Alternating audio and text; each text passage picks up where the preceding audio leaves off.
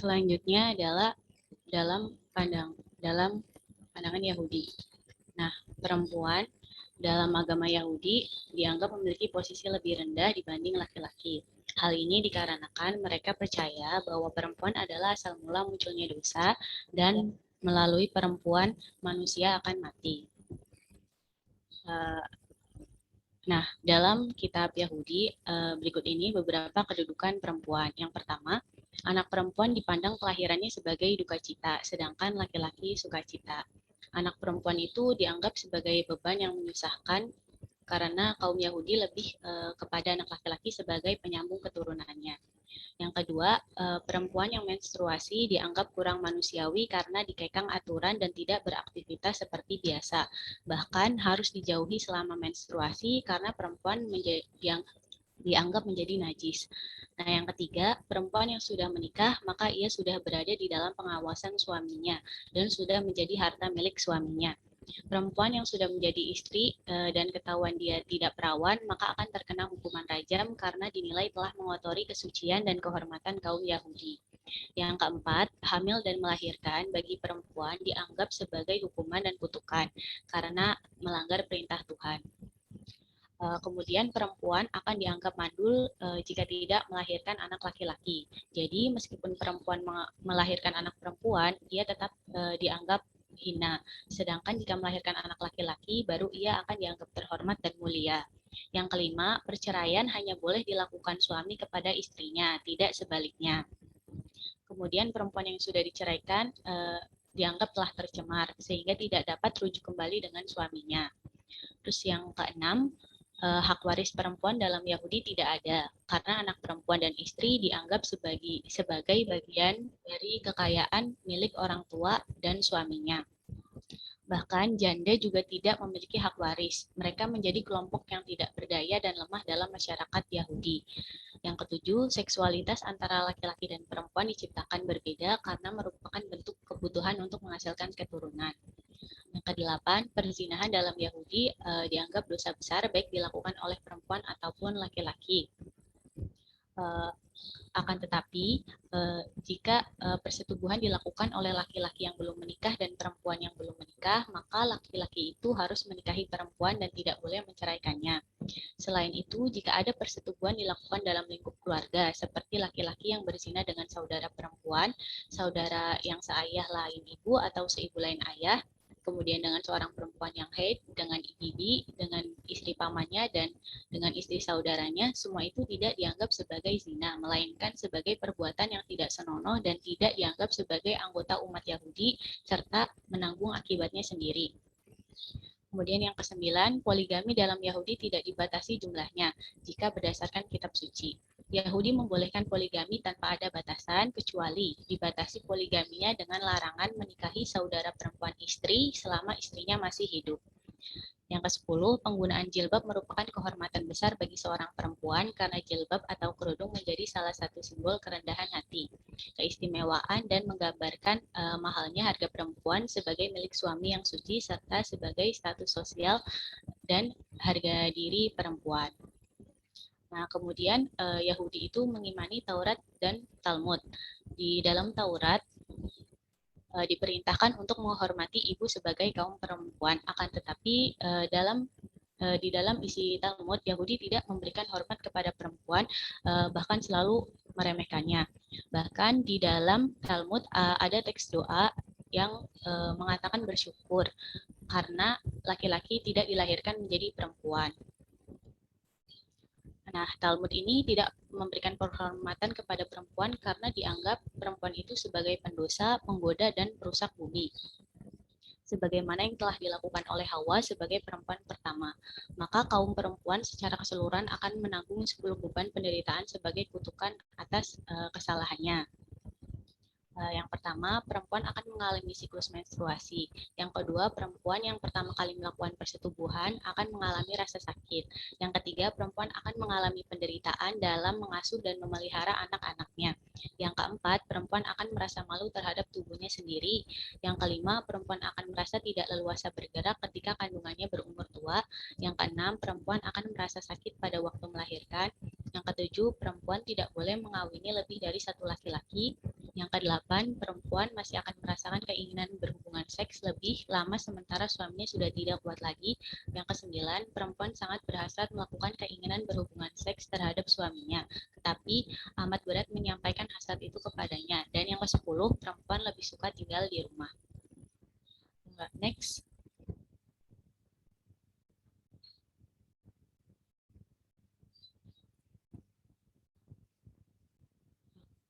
Nah, selanjutnya dalam agama Kristen.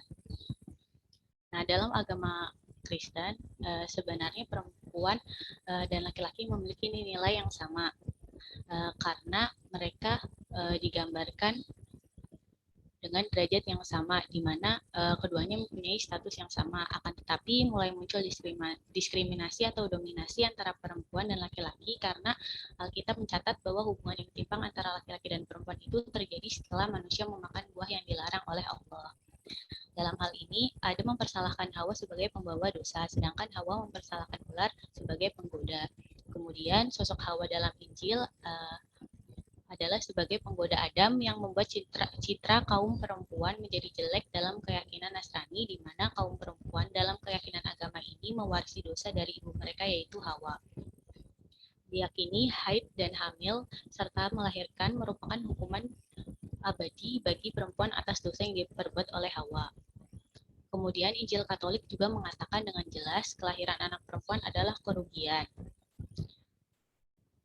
Dalam agama Nasrani, hukum perdata dan agama tidak membolehkan perempuan untuk memberikan kesaksiannya. Jadi, jika ada seorang suami menuduh istrinya berdusta, kesaksian istrinya tidak bisa diambil sama sekali. Perempuan tunduk sebagai tertuduh dalam pengadilan yang sulit untuk menetapkan apakah ia bersalah atau tidak. Kemudian, jika terbukti sang istri bersalah dalam pengadilan, maka ia wajib dihukum mati. Akan tetapi, kalau sang istri dinyatakan tidak bersalah, suaminya tidak dihukum atas tuduhan yang tidak benar. Sedangkan dalam Alkitab, perempuan yang bersuami saja yang dapat dikatakan berzina apabila ia melakukan hubungan di luar nikah. Jadi apabila seorang lelaki yang telah menikah meniduri perempuan yang tidak menikah, maka keduanya tidak dianggap zina sama sekali.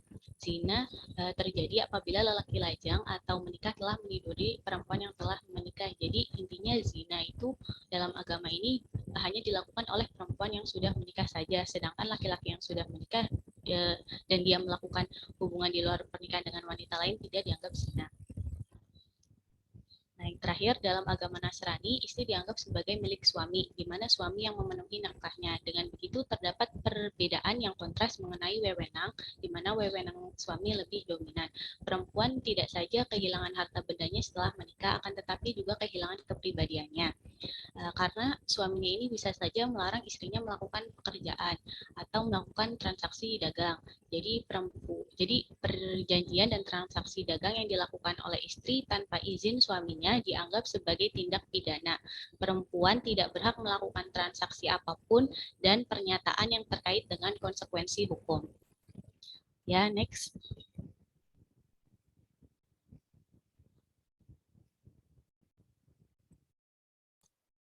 Selanjutnya ada pandangan Islam mengenai perempuan. Perempuan dalam pandangan Islam sesungguhnya menempati posisi yang sangat terhormat. Pandangan Islam tidak bisa dikatakan mengalami bias gender.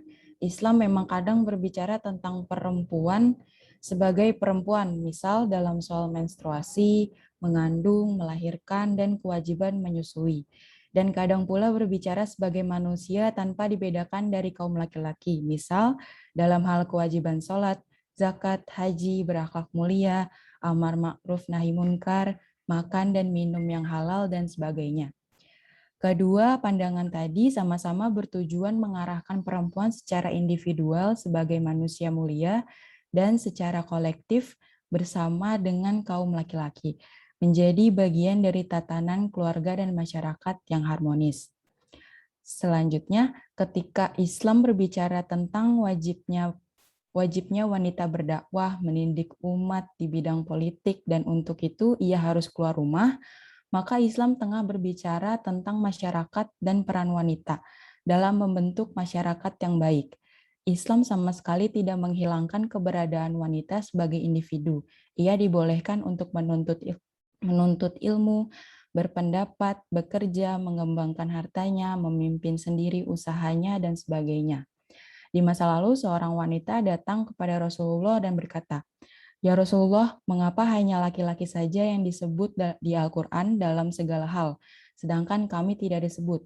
Maka Allah kemudian menurunkan ayat yang menunjukkan bahwa laki-laki dan wanita sesungguhnya memiliki peluang yang sama untuk menjadi makhluk yang mulia pada surah Al-Ahzab yang artinya, sesungguhnya laki-laki dan perempuan yang muslim, laki-laki dan perempuan yang sabar, laki-laki dan perempuan yang khusyuk, laki-laki dan perempuan yang bersedekah, laki-laki dan perempuan yang berpuasa, laki-laki dan perempuan yang memelihara kehormatannya, laki-laki dan perempuan yang banyak menyebut nama Allah, Allah telah menyediakan untuk mereka ampunan dan pahala yang besar. Ditegaskan pula bahwa hasil kerja seseorang tidaklah ditentukan oleh jenis kelamin, menurut surah An-Nisa yang artinya, dan bagi orang laki-laki ada bagian dari apa yang mereka usahakan, dan bagi para perempuan pun ada bagian dari apa yang mereka usahakan. Next.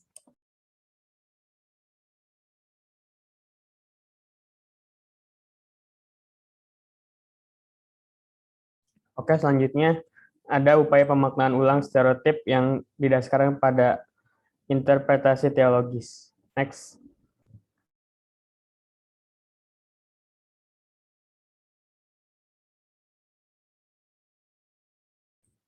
Berkembangnya gerakan feminisme membuat pandangan masyarakat mengenai gender menjadi lebih terbuka dan menciptakan dunia yang lebih baik dan lebih adil. Gerakan feminisme tidak hanya mengubah pola pandang institusi birokrasi dan penelitian atau pemikiran ilmu sosial, tetapi juga memengaruhi pandangan agama, terutama pada tokoh agama untuk melihat dan mengevaluasi kembali tafsiran terhadap perempuan yang telah terkonstruksi dalam masyarakat. Gerakan ini juga memberi pengaruh terhadap munculnya gugatan atas berbagai kultur, tradisi yang memengaruhi kondisi dan posisi perempuan di banyak tempat. Akhir-akhir ini, banyak yang menganggap agama sebagai sumber masalah atas ketidakadilan gender. Salah satunya adalah ajaran agama yang ditafsirkan bahwa kedudukan laki-laki lebih di atas dibandingkan perempuan. Dalam hal ini, tentunya perlu melakukan pengkajian mendalam, khususnya pada agama Islam yang menjadi salah satu agama mayoritas di dunia dalam memposisikan perempuan. Banyak sejarawan yang mengatakan bahwa pada masa jahiliyah, kedudukan perempuan sangatlah rendah posisinya dan perlakuan terhadap mereka sangatlah buruk. Misalnya, ketika suami meninggal, maka yang berhak mendapatkan warisan adalah kakak laki-laki atau saudara laki-laki lainnya yang berhak untuk mendapatkan jandanya. Bahkan yang lebih parah, pada masa jahiliyah sudah menjadi hal yang wajar untuk mengubur bayi perempuan hidup-hidup. Pada dasarnya, Al-Quran sebagai kitab suci dan pedoman umat Islam sangat mendukung kedudukan perempuan sama dengan kedudukan laki-laki. Keduanya sama-sama diciptakan dari entisitas yang sama, yang artinya tidak ada yang lebih tinggi satu sama lain. Al-Quran juga tidak menjelaskan bahwa Siti Hawa diciptakan dari tulang rusuk Nabi Adam alaihi salam. Atas dasar itulah, prinsip yang diajarkan dalam Al-Quran memandang bahwa posisi laki-laki dan perempuan adalah sama. Begitu pula hak istri sama dengan hak suami. Dengan demikian, laki-laki memiliki hak dan kewajiban atas perempuan, dan perempuan memiliki hak dan kewajiban atas laki-laki. Kedudukan laki-laki juga sama dalam hal ekonomi, yaitu dalam memiliki kekayaan. Tidak boleh suami atau bapaknya mencampuri hartanya. Misalnya, mahar yang diberikan suami kepada istri tidak boleh diambil lagi oleh suaminya atau orang tuanya. Dalam upaya memahami lebih mendalam kedudukan perempuan, diriwayatkan pada suatu hari seorang sahabat Nabi bernama Sa'ad bin Rabi menampar istrinya, Habibah bin Zaid, karena suatu persoalan. Habibah tidak menerima dan melaporkan kepada ayahnya. Lalu ayah Habibah mengadu kepada Nabi. Kemudian Nabi mengatakan untuk membalasnya. Keputusan Nabi tersebut membuat kaum laki-laki di Madinah protes. Surat An-Nisa ayat 35 menganjurkan untuk mengangkat hakim dalam menyelesaikan perselisihan untuk mengurangi kekerasan terhadap kaum perempuan dan bukan untuk menegaskan superioritas laki-laki atas perempuan. Diperlukan kajian kritis untuk mengakhiri bias dan dominasi dalam penafsiran agama, maka diperlukan suatu proses kolektif untuk mengkombinasikan studi, investigasi, analisis sosial, pendidikan, serta aksi untuk membahas isu perempuan.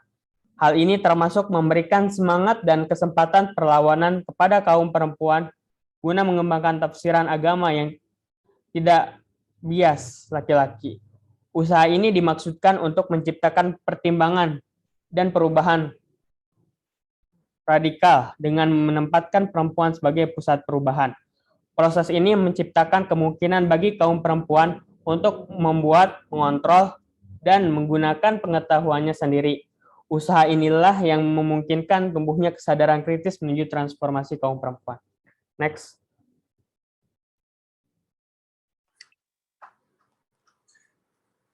Selanjutnya, ada stereotip yang dibuat secara tak sadar, lebih sulit untuk dimodifikasi atau bahkan dibuang. Meskipun seseorang sudah mendapatkan informasi yang sebenarnya mengenai orang lain, stereotip yang sudah ia bangun secara tak sadar dalam pikirannya akan sulit untuk disingkirkan atau diubah karena stereotip tersebut diyakini bahwa sebagainya yang benar. Stereotip yang seperti ini juga tidak akurat dalam mengevaluasi seseorang atau situasi, sehingga jika dipertahankan bisa jadi panduan yang salah terhadap dan tidak efektif. Jenis stereotip seperti inilah yang berbahaya dalam proses interaksi lintas budaya dan bisa mendatangkan hasil yang negatif. Di negara Muslim seperti di Indonesia, negara yang mayoritasnya saya perhatikan kurang ada kontak mata dan fisik seperti jabat tangan antara pria dan wanita. Dan umumnya di Asia Tenggara, semua keputusan sekecil apapun diambil oleh mereka yang posisinya lebih tinggi. Dalam lingkup sosial, mencoba memaparkan konstruksi gender yang menjadi akar yang kuat dalam masyarakat. Ia memaparkan inti dari pengertian para ilmuwan mengenai konsep gender yang sudah menjadi problematika kuat dalam masyarakat. Hampir semua teori tentang gender dan argumen yang dikemukakan oleh para ilmuwan didasarkan pada pembedaan yang bersifat konseptual antara jenis kelamin yang bersifat biologis dan gender yang bersifat sosiologis. Berbagai argumen yang disampaikan mengenai gender menunjukkan posisi yang berbeda antara laki-laki dan perempuan dalam jaringan relasi sosial, bahkan disebabkan oleh perbedaan anatomis akan menjadi konstruksi yang mengakar di masyarakat. Gender yang menjadi suatu konstruksi akan menjadi sifat lokalitas yang memiliki dalam setiap masyarakatnya yang berbeda dengan masyarakat yang lain ataupun bisa saling bertentangan. Perbedaan gender yang sering menjadi permasalahan dalam masyarakat adalah perbedaan yang mengarah pada peran, tanggung jawab, status, serta posisi yang secara sosial kultural dipandang masyarakat untuk seorang laki-laki atau perempuan. Disinilah menekankan bahwa perbedaan sosiokultural sangat mempunyai andili yang besar dalam mengkonstruksi masyarakat. Usaha untuk mengkonstruksi paradigma yang baru tentang gender, karena itu mutlak dibutuhkan dalam teologi feminis. Analisa dan kritik teologi feminis terhadap gender dalam masyarakat, patriarkasentris dan androsentris membantu juga dalam mengkonsepsikan interaksi antara seksisme, rasisme, maupun klasisme. Teori feminis berusaha mengkonstruksi semua simbol-simbol dasar dari keseluruhan sistem teologi Kristen seperti doktrin tentang Allah, manusia sebagai laki-laki dan perempuan, ciptaan, dosa, penebusan, dan pribadi, dan karya Kristus, gereja, dan pengharapan masa depan atau eschatologi. Serta laki-laki dalam tradisi teologi Kristen dalam perspektif instruksif gender. Pada sisi lain, teologi feminis juga memunculkan tema-tema eklaritan di kitab suci dan tradisi Kristen agar dapat membangun pemikiran baru dalam sebuah teologi.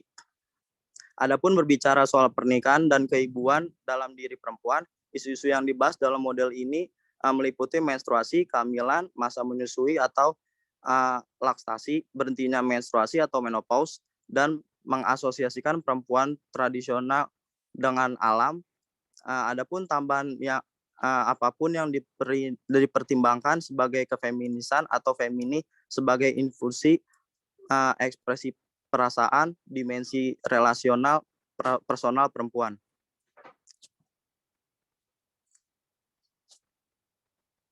Next. Dalam lingkup sosial, mencoba memaparkan konstruksi gender yang menjadi akar kuat dalam masyarakat. Ini memaparkan inti dari para pengertian para ilmuwan mengenai konsep gender yang sudah menjadi problematika kuat dalam masyarakat. Hampir semua teori tentang gender dan argumen yang dikemukakan oleh para ilmuwan berdasarkan pembedaan bersifat konseptual antara jenis kelamin yang bersifat biologis dan gender bersifat sosiologis.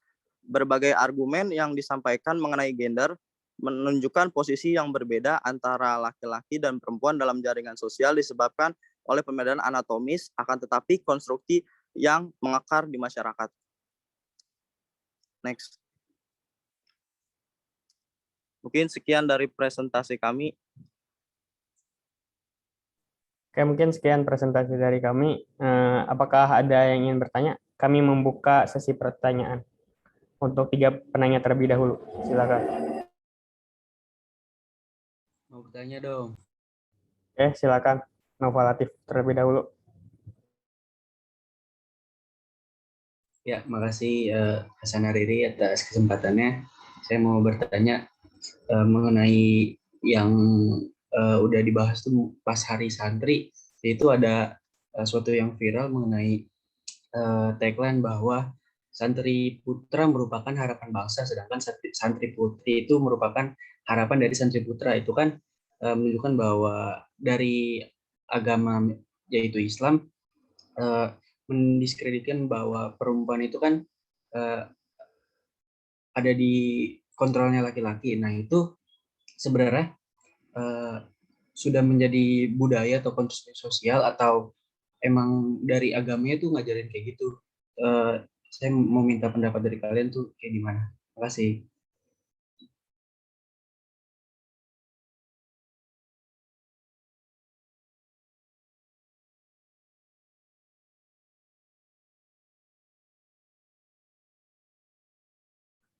Oke, terima kasih atas pertanyaan yang menarik dari Nova Latif. Selanjutnya dari Dafa Alif, silakan.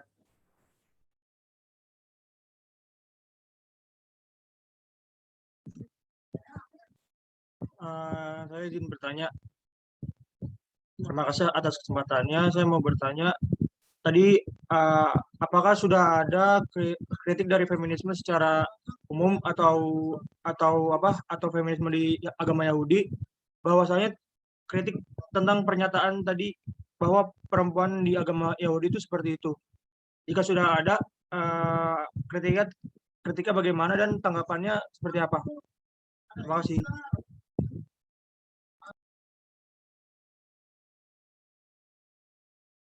Maaf, bisa diulang nggak pertanyaannya? Saya kurang nangkap soalnya.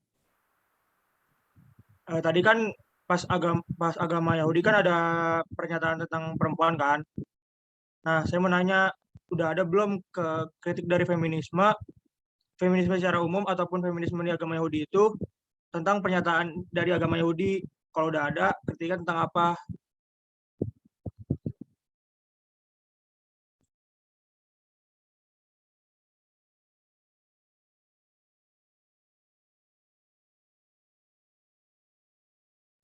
Oke, terima kasih kepada Dafa yang telah memberikan pertanyaan. Selanjutnya mungkin dari Iren, silakan. Oke, pertanyaannya itu kan salah satu penyebab dari ketimpangan gender adalah salah satunya dari pemahaman agama ya. Nah, gimana sih caranya biar antara pemahaman agama antara pemahaman agama dengan pandangan feminis ini bisa berbarengan terkait dengan konsep gender, terutama dalam konteks yang tadi di agama Yahudi. Terima kasih. Oke, baik. Terima kasih Iren atas pertanyaannya. Mungkin kami izin untuk berdiskusi kelompok terlebih dahulu.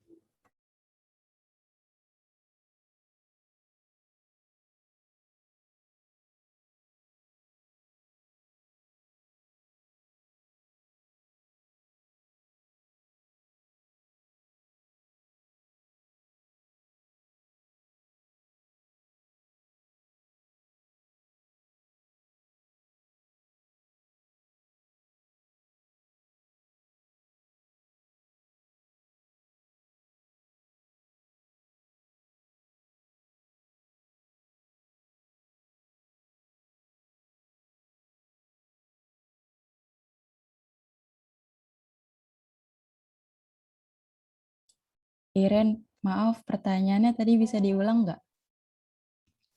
Pertanyaannya itu gimana gimana sih caranya biar antara pemahaman agama dengan pandangan feminis ini bisa berbarengan terkait konsep gender?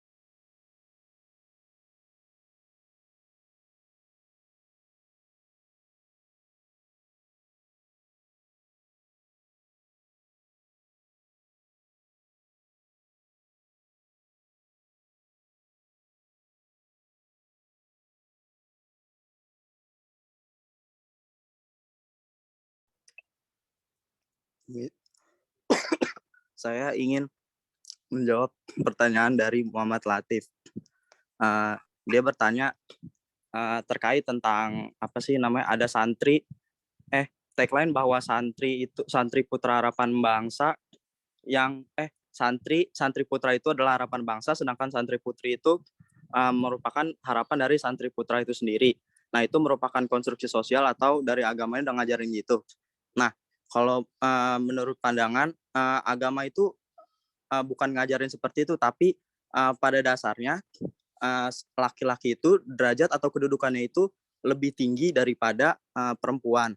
Karena dalam lingkup sosial juga memaparkan dari konstruksi gender yang menjadi akar kuat dalam masyarakat itu sendiri.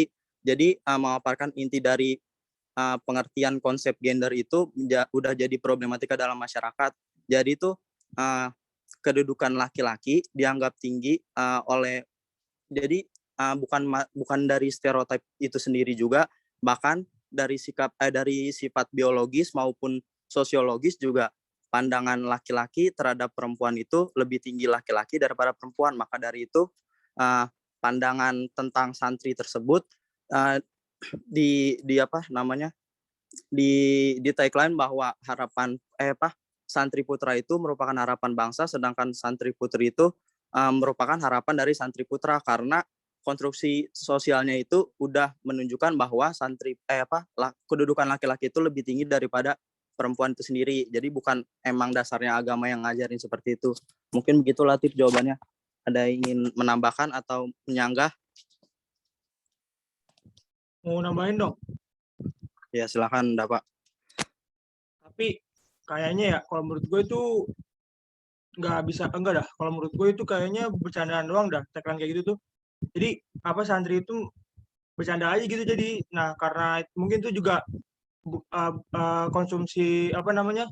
Harusnya itu cuma di ranah pesantren. Nah, jadi terus bisa aja ada orang yang foto, habis itu diangkat ke ranah publik. Kalau gue sih mandangnya kayak gitu. Jadi itu jadi sebuah bercandaan aja.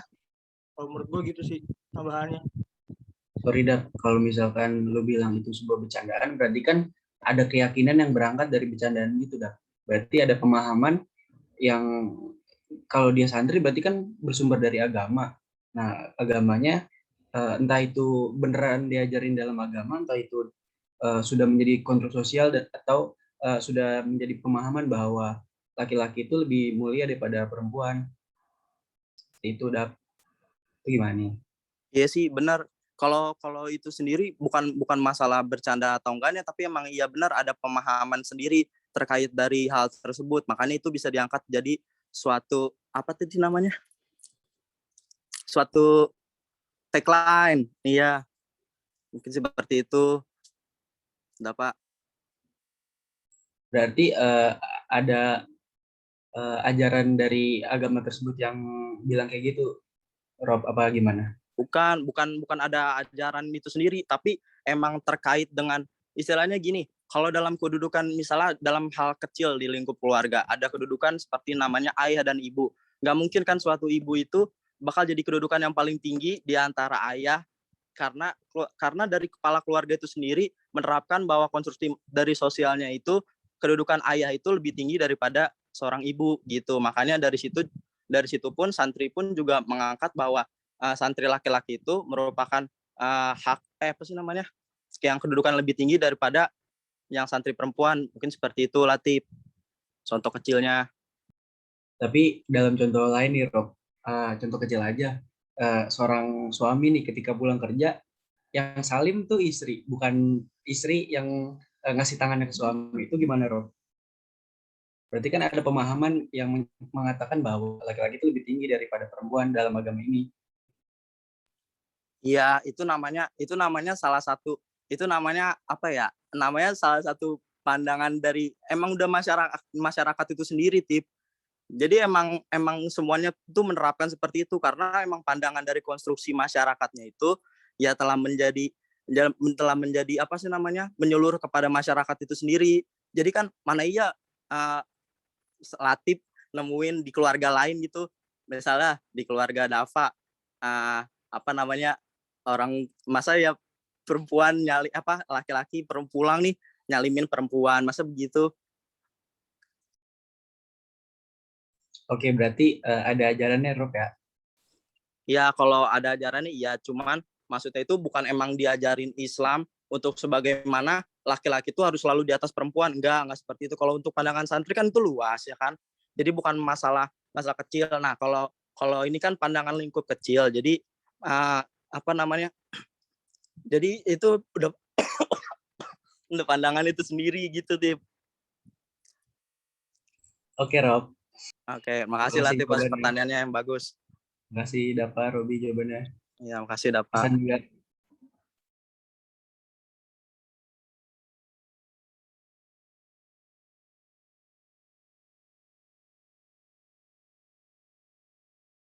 Ada yang mau sumbang saran nggak terkait pertanyaan tadi? Ada tagline yang santri adalah harapan bangsa, sementara santri putri itu harapannya santri laki-laki. Ada yang mau ikut serta memberikan jawaban yang lebih yang lebih kuat dari perspektif gendernya? Ya itu bisa jadi cuma bercanda, itu semua, tetapi itu adalah konstruksi sosial. Nah kira-kira apa itu, dikaitkan dengan apa?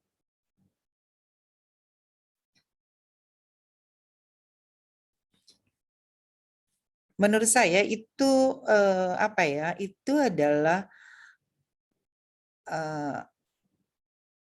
pandangan gender kategori yang sudah sangat menguat di kalangan masyarakat secara umum, yang tampak disadari ketika mereka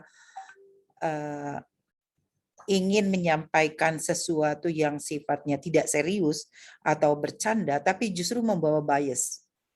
Jadi candaan kita itu juga nanti harus dipikirkan, apakah candaan kita itu mengandung bias? Kan kita udah belajar kemarin kan, netral, bias, terus kemudian responsif gender, terus kemudian juga buta gender. Itu kan sudah bias ya, menyatakan bahwa kalau perempuan itu bisa bias, tapi bisa juga karena fokusnya sasarannya jelas kan, perempuan. Bisa juga buta gender, bisa dua nih pandangannya, bisa bias gender, bisa buta gender. Bias gender ketika berpikir bahwa perempuan gitu ya, ujung-ujungnya gitu, dia akan menjadi istri yang pekerjaannya adalah kerja domestik. Kalaupun dia santri, dia nggak akan menjadi pemimpin bangsa. Gitu. Dia akan menjadi istri dari pemimpin bangsa yang dianggap tidak memiliki kontribusi besar dalam pengambilan keputusan, apalagi memiliki kapasitas besar dalam mempengaruhi kebijakan negara gitu. Nah, itu bias itu. Seolah-olah semua perempuan itu sama. Seolah-olah perempuan itu target tertingginya itu hanya menjadi istri, bukan berkarir. Gitu. Itu bias gendernya. Kalau dilihat buta gendernya gitu, buta gendernya mengabaikan bahwa ada perempuan-perempuan santri yang dia bisa menjadi akademisi, dia menjadi politisi, dia menjadi yang jabatan-jabatan tertentu yang sama baiknya dengan yang dimiliki perempuan. Misalnya kita kenal Mbak Eva.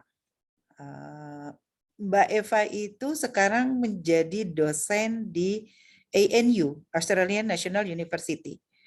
Dia keturunan santri. Dia dari pesantren, anaknya kiai, bisa jadi dosen di Australia. Bu Etin juga gitu. Profesor Etin juga sama. Dari santri yang kemudian menjadi dosen di salah satu universitas di Amerika. Itu kan luar biasa. Nah, itu yang buta gender, bahwa seolah-olah semua santriwati nanti itu yang menjadi istrinya kiai atau menjadi istri laki-laki biasa atau menjadi istri dari konglomerat atau menjadi istri ujung-ujungnya. Itu candaan yang muncul karena ada konstruksi sosial yang bias gender. Ada konstruksi sosial di dalam tatanan masyarakat patriarkis yang beranggapan bahwa power hanya sepenuhnya milik laki-laki. Itu harus dikritik habis itu. Karena nggak mendidik.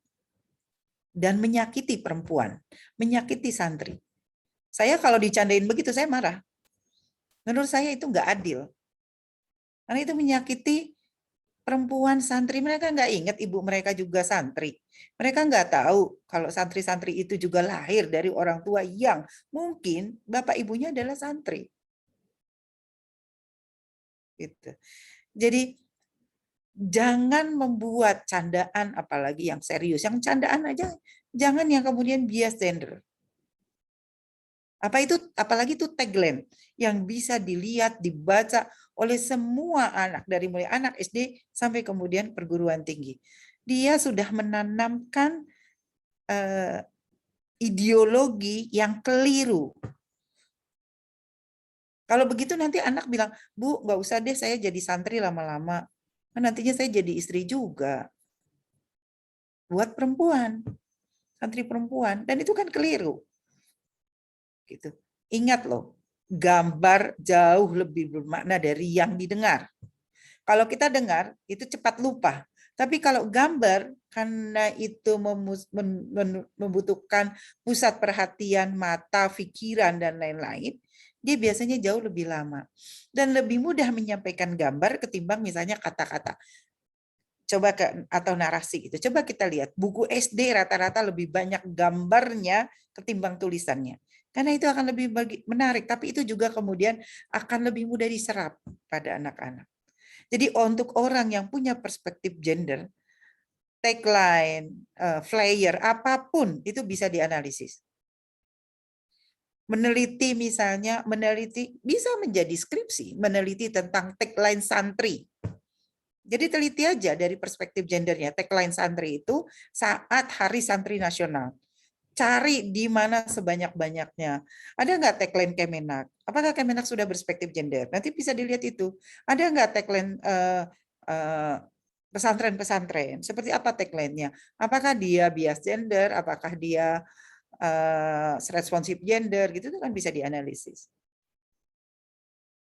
Karena tagline itu pasti punya sign, terusnya tanda. Punya tanda yang tanda itu harus dimaknai secara lebih baik. Tapi saya merasa bahwa di dalam itu dekat dengan apa yang kita sebut posmo. Feminis posmo. Feminis posmo itu melihat tadi tagline itu, dan dia akan bilang dekonstruksi nih. Itu kan dekonstruksi terhadap pemahaman santri yang menulis atau ustadz yang membuat tagline seperti itu. Gitu. Jadi kelihatannya sederhana, tapi serius. Tapi saya kira bagus itu pertanyaannya. Sesuatu yang, nah kalau kita sudah punya perspektif gender, sesuatu yang bias gender atau yang buta gender akan bisa kita tangkap dengan baik. Itu ya, bisa dipahami? Kita Bisa udah Bu, terima belajar kasih Bu. tuh empat indikator untuk melihat satu kebijakan, satu kegiatan, satu program, bahkan satu tagline seperti itu untuk bisa melihat apakah ini setara gender atau bias gender. Begitu ya? Bisa dilanjutkan dengan pertanyaan berikutnya tadi. Silahkan kalau mau dijawab.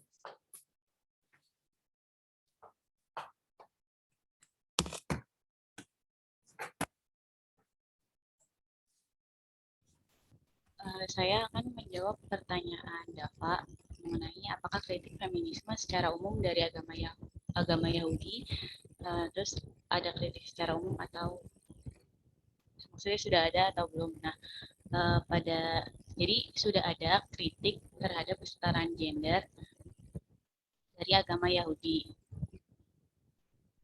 yaitu yang pertama itu muncul pada sebentar pada tahun 1837, di mana reformis Abraham Greiger menyatakan bahwa seharusnya tidak ada pembedaan tugas-tugas bagi laki-laki dan perempuan kecuali yang berasal dari hukum-hukum alam yang mengatur jenis kelamin. Beliau juga sambil memperkenalkan kesetaraan dalam sinagog dalam upacara perkawinan dan dengan menghapuskan belenggu-belenggu yang bisa menghancurkan kebahagiaan perempuan.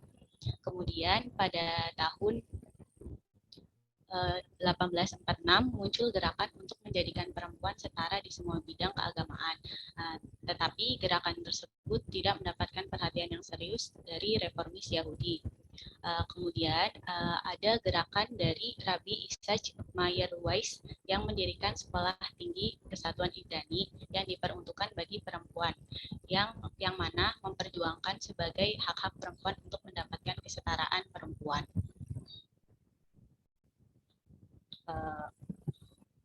Nah, kemudian pada tahun 1921 ini mulai banyak perempuan yang menyelesaikan studinya.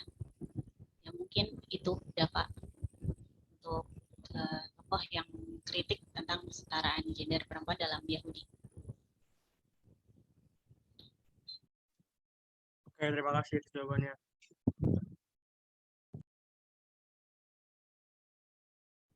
Ya, sama-sama.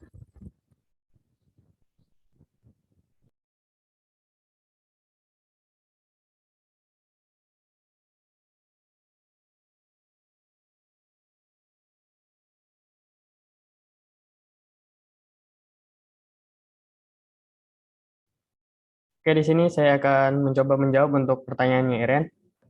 Pertanyaan Iren adalah salah satu penyebab ketimpangan gender dari pemahaman agama. Nah, gimana sih caranya biar antara pemahaman agama dengan pandangan feminis ini bisa berbarengan terkait konsep gender? Jadi, menurut kelompok kami, eh, secara dalam agama mungkin sudah dijelaskan gitu berbagai konsep tentang mengenai kesetaraan gender.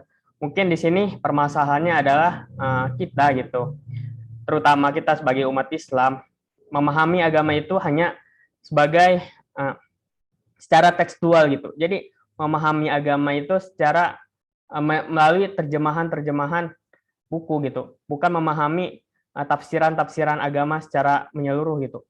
Jadi mungkin solusinya adalah di era saat ini kita seharusnya memahami agama itu secara menyeluruh gitu, tidak cukup dari terjemahan Al-Quran saja, tapi juga harus mempelajari tafsirnya, mempelajari ilmu nahwu, ilmu sorof, ilmu balaghah, seperti itu. Oke, makasih Hasan. Mungkin ada yang ingin menambahkan barangkali?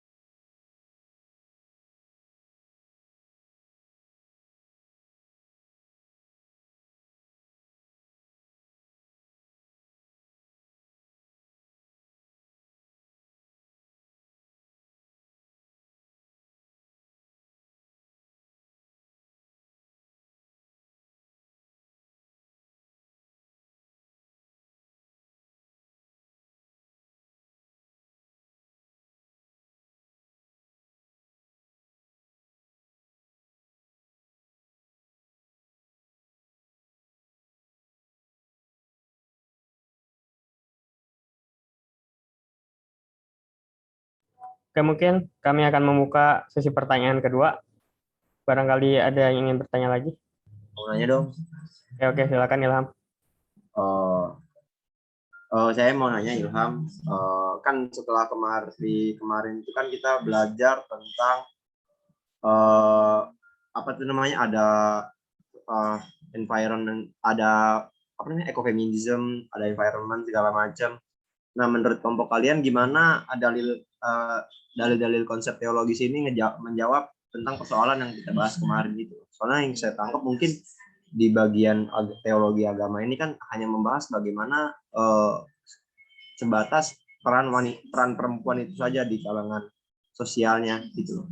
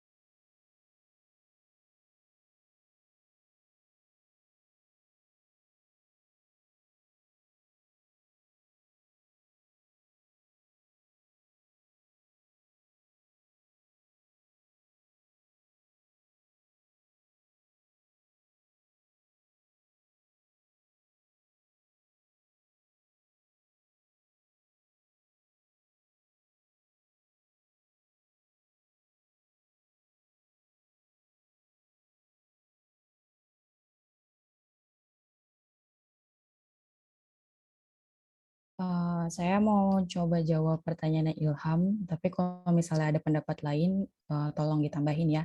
Jadi kan pertanyaannya tentang ekofeminism, bagaimana teologis feminis ini. Kemarin membahas peran perempuan di kalangan sosial gitu kan. Nah, menurut kelompok kami, kan kalau kemarin itu membahas macam-macam feminis perempuan dalam lingkup umum gitu. Kalau teologi feminis ini melihat perempuan dari perspektif agama, terus bikin penafsiran ulang tentang perspektif agama yang nggak memanusiakan manusia. Jadi kalau disambungin, mungkin ekofeminis ini lahir salah satu faktornya karena ada perspektif agama yang merendahkan perempuan. Jadi macam-macam feminis ini didorong dari beberapa faktor, salah satunya perspektif agama dalam memandang perempuan yang dianggap lebih rendah dari laki-laki. Kan ekofeminis itu merupakan macam-macam feminis. Nah, jika disambungin dengan teologi feminis, maka macam-macam feminis itu lahir karena didorong adanya perspektif agama dalam memandang perempuan yang lebih rendah dari laki-laki. Kalau misalnya ada yang ingin nambahin, silakan. Di sisi itu sih mungkin paham, cuman kan namanya kita bahas dari eko itu kan nggak manusia sebagai makhluk sosial doang, Kak.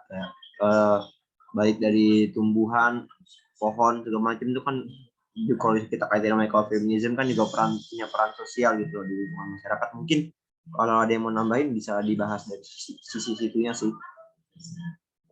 Nggak ada. Astagfirullahaladzim. Lu jawab aja sendiri, Ham, coba Ham. Kalau misalnya emang ada yang lebih paham, tolong iya lu jawab sendiri. Soalnya kelompok kita masih Lu jelasin ke kita, Ham. Coba dah asli dah. Lu pasti udah paham. Coba Sengaja nanya kayak gitu. Pandangan lu kayak gimana? Soalnya iya, pasti lu doang yang untuk ekofeminisme sendiri itu jujur saya belum terlalu memahaminya gitu. Mungkin tolong Mas Ilham ada pandangan lain terkait dengan pertanyaan Anda. Jadi kita sebagai pemateri mempunyai pandangan baru gitu loh. Enggak, yang mungkin yang saya pribadi tahu itu kan antara teologi feminis ini kan pada dasarnya kan konsepnya gimana memperjuangkan hak dan peran perempuan gitu loh di dalam lingkungan sosialnya. Terus kalau misalnya dibalikin ke ekofeminisme ini kan sama juga ya, cuman nggak hanya di sisi manusianya doang yang saya tangkap. Selain manusia ini, baik dari pohon atau tanaman pohon, rumput ataupun lingkungan itu juga harus punya perannya. Ya, saya kenapa lagi sama aja kayak.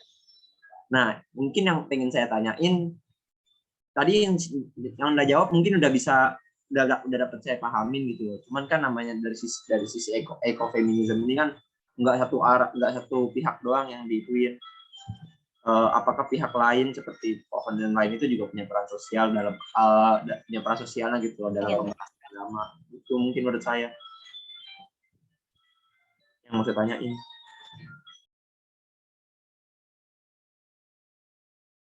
Oke.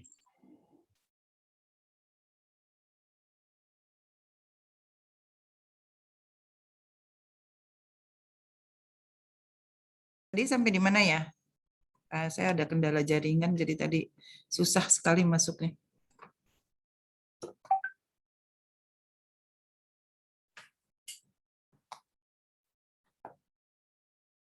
Tadi pertanyaannya Dava saya kira cukup ya, udah dijawab sama panelis. Terus pertanyaan terakhir apa ya? Pertanyaan berikutnya tadi yang belum terjawab. Pertanyaannya Ilham, Bu. Atau yang saya tidak dengar saat tadi kendala jaringan. Iya, pertanyaannya Ilham tentang ekofeminisme dengan teologi feminisme itu kayak sama apa enggak gitu deh. Maaf Nanda, mungkin yang Bu Ida, maaf Ibu, mungkin pertanyaan langsung saya kayak kan kita kan sekarang ngebahas teologi feminisme gitu loh. gimana bahas feminisme dari sudut pandang teologi.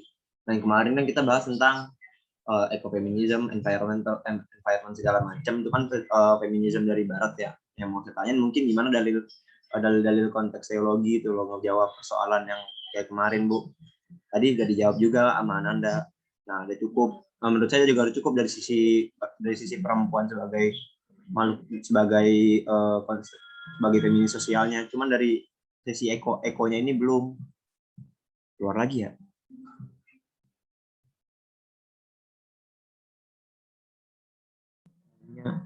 Ini anak mapala cewek, coba hamkan cinta alam tuh dia.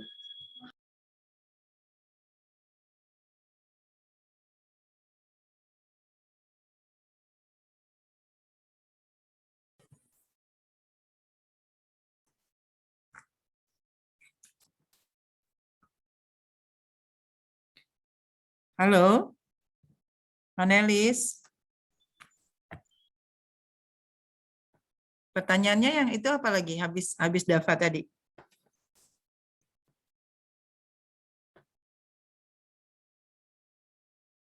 Pertanyaannya Ilham, Bu. Iya, soal apa? Soal ekofeminisme sama Gimana? teologi feminis. Terus? Yang kelompok kita tangkep, dia nanya tentang kayak berhubungan apa enggak gitu. Oke. Terus tadi udah saya jawab, kalau misalnya ekofeminis itu bisa aja lahir dari salah satu faktornya karena ada perspektif agama yang merendahkan perempuan. Jadi macam-macam feminis didorong oleh beberapa faktor dan salah satunya itu dalam agama melihat perempuan yang dianggap lebih rendah dari laki-laki gitu. Oke. Ada yang lain yang mau jawab? Selain yang disampaikan panelis. Ada hubungan nggak ekofeminis dengan teolog feminis?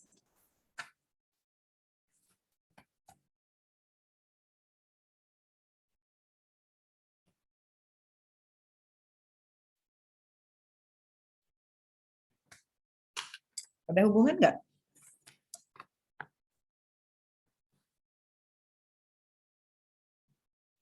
Ekofeminisme itu feminis yang berorientasi kepada lingkungan hidup, kan?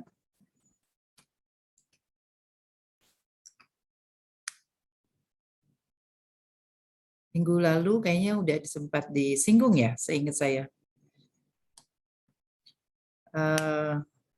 Jadi ekofeminis itu feminis yang beranggapan bahwa memelihara sumber daya alam, memelihara lingkungan itu menjadi penting. Dan perempuan sebenarnya memiliki peran penting dalam memelihara alam, dalam mendukung ekosistem. Tapi perempuan juga yang paling banyak terpengaruh atau dipengaruhi oleh dampak lingkungan. Contoh, penggunaan air. Siapa yang paling banyak menggunakan air? Perempuan. Nah, sekarang air yang dipakainya adalah air yang di kali. Air di kali seperti air Ciliwung, air Sungai Brantas, air Sungai Bengawan Solo, dan lain-lain. Nah, yang paling banyak menggunakan air itu adalah perempuan, karena perempuan mandi, mencuci, dan lain-lain itu di daerah, di pedesaan, itu kebanyakan di sungai. Nah, kalau terjadi pencemaran, yang paling berdampak, itu yang paling terdampak itu siapa? Perempuan. Karena dia mencuci, karena dia memandikan anaknya, karena dia mencuci piring, karena dia mandi, dan lain-lain itu di kali. Sehari dia mencuci piring itu berapa kali? Bisa dibayangkan berapa kali dia menggunakan air sungai. Sementara laki-laki menggunakan air sungai itu sangat terbatas. Sekali dia mandi pagi, terus sekali dia mandi sore, sama wudhu setiap kali. Mungkin sudah cukup.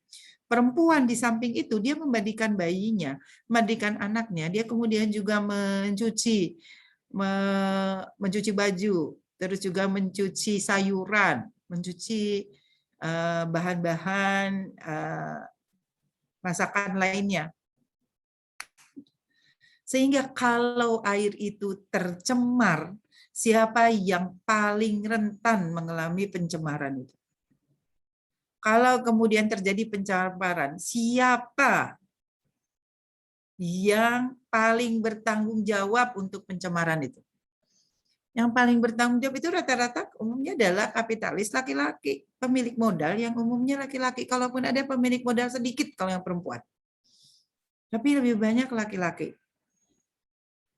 Nah, ekofeminis itu mengkritik itu. Bayangkan misalnya kalau Sungai Cisadane. Sungai Cisadane itu sudah diteliti banyak sekali pencemaran dari air sabun yang tidak bisa diolah oleh air. Sehingga itu pencemaran itu yang dipakai mandi sama anak-anak, yang dipakai mencuci sama ibu, yang dipakai untuk masak dan lain-lain itu. Nah, wajar kalau kemudian banyak perempuan punya penyakit gatal-gatal karena akibat air yang kotor atau infeksi di bagian tubuhnya karena air yang kotor.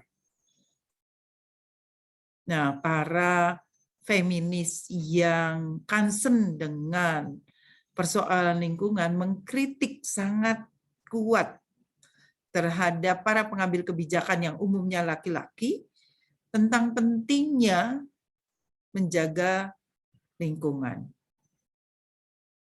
Ada nggak hubungannya dengan teologi feminis? Besar hubungannya. Ada hubungannya dengan teologi feminis. Salah satu pengertian dari teologi feminis adalah gitu, atau teologi feminis bisa didefinisikan sebagai salah satu bentuk teologi pembebasan, salah satu bentuk teologi pembebasan yang ingin membebaskan perempuan dari ketertindasan yang didasarkan pada doktrin agama.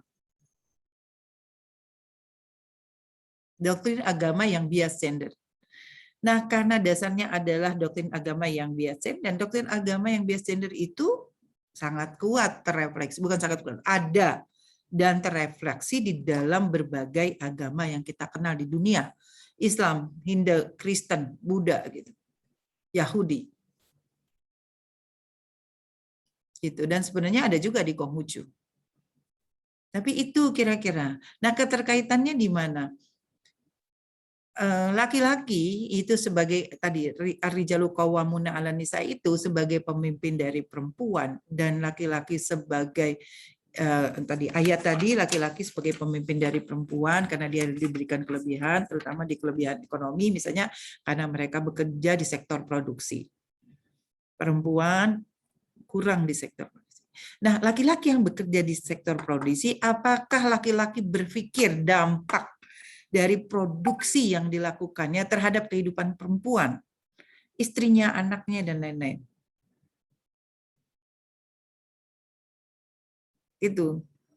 Nah, harusnya sebagai orang yang meskipun tidak secara general ya semua laki-laki, tetapi sebagian laki-laki yang memimpin ini dan kemudian dilegitimasi dengan ayat Al-Quran dia memiliki kelebihan. Nah, harusnya dia juga harusnya memiliki kepekaan terhadap apa dampak dari produksi yang dihasilkannya. Pencemaran lingkungan juga bisa terjadi karena atau dampak dari lingkungan juga bisa pada pekerja kayu. Gitu. Banyak pekerja kayu, motong kayu itu berdampak pada karena suara bising dari memotong kayu di Kalimantan itu menyebabkan pekerjanya, dan sebagian adalah pekerja perempuan, itu mengalami apa sih kalau tuli itu tunarungu, mengalami tunarungu.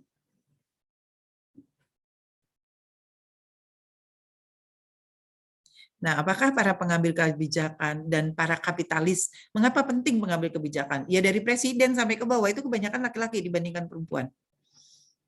Mengapa penting bicara para kapitalis, karena para kapitalis yang kemudian memproduksi dan membuat aturan-aturan main, the rule of game, membuat pranata sosial, membuat lembaga sosial di lingkungan perusahaannya yang harusnya ramah terhadap perempuan, ramah terhadap buruh laki dan perempuan, basisnya gender. Saya pernah meneliti, ini bagaimana ekofeminis. Ekofeminis kan bukan hanya sekedar tadi, lingkungan itu tidak hanya terbatas pada lingkungan alam, tapi lingkungan sosial dan lingkungan sosial, misalnya tadi di lingkungan pabrik, lingkungan sosial di lingkungan nelayan gitu, dan juga sumber daya alam. Kerusakan sumber daya alam. Mau tanya, berapa banyak sumber daya alam yang rusak? Siapa yang perusak sumber daya alamnya? Misalnya nelayan di Pulau Seribu. Ini kembali kepada ekolingkungan. Mengapa itu terkait juga dengan teolog feminis?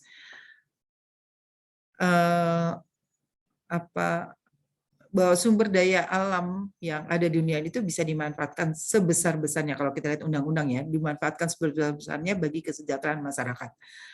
Dan siapa yang melakukannya? Laki dan perempuan. Terus Allah menciptakan semua yang ada di dunia ini itu untuk kepentingan kemaslahatan umat. Nah, kemaslahatan umat. Maslahat enggak?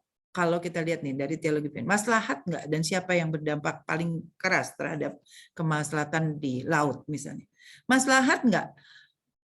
Di Pulau Seribu gitu ya, karena nelayan laki-laki sering kali mencari ikan dengan cara memborbardir karang, sehingga kemudian sekarang ini itu mereka sulit mencari ikan untuk wilayah-wilayah yang dekat dari pemukiman, dari pulau. Mereka harus mencarinya puluhan kilometer atau ratusan kilometer dari tempat pulau mereka tinggal. Padahal sebelumnya mereka berdiri di pantai tahun 70-an, tahun 80-an, itu istri-istri itu kerjanya kalau suami lagi melaut, terutama muromi, melaut dengan sistem muromi, istilahnya muromi ya kalau nggak salah, itu sistem yang dibuat oleh Jepang dulu. Jadi laki-laki melaut dalam bentuk kolektif, terus mereka meninggalkan keluarga 3-7 bulan. Nah, itu ketika mereka pulang, mereka bagi hasil.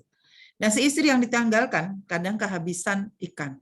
Ini nggak perlu takut kehabisan uang, nggak perlu takut. Berdiri aja di pantai, mereka bisa dapat ikan, nggak perlu pakai jaring.